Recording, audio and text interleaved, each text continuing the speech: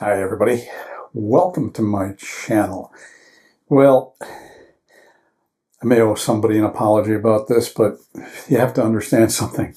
I usually wake up around 5 or 5:30 a.m. Not that I really want to, but the older you get, the less you seem to be able to sleep. I even take like 10 milligrams of melatonin before going to bed. I used to only take 5, it would get me through the night. And now it takes 10 to get me a full, 7.5 to 8 hours of sleep. So when I wake up in the morning and I go out and make some coffee, sit down, open my iPad, check things like, YouTube comments.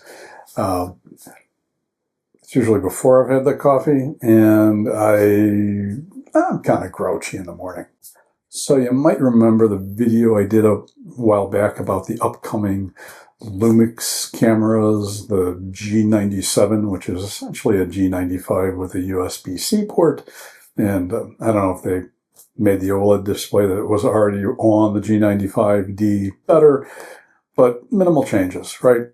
And then the ZS/TZ99 point and shoot, which, it's a ZS80 with the viewfinder removed, and again, a USB-C port, so they can sell them in Europe. So I go and I open my computer and I see a comment on that video, and the comment was, and I deleted it because, like I said, in the morning I'm a grump, and I'm just like, read this comment, I'm just like, what? First thought through my mind is, oh, F you.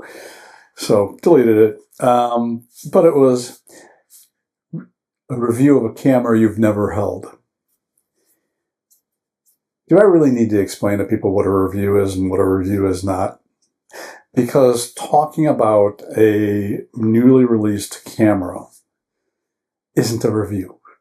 Okay, a review is like what they did over at Petapixel. Chris Nichols did a review of the ZS99. Pretty much came to the same conclusions I came to.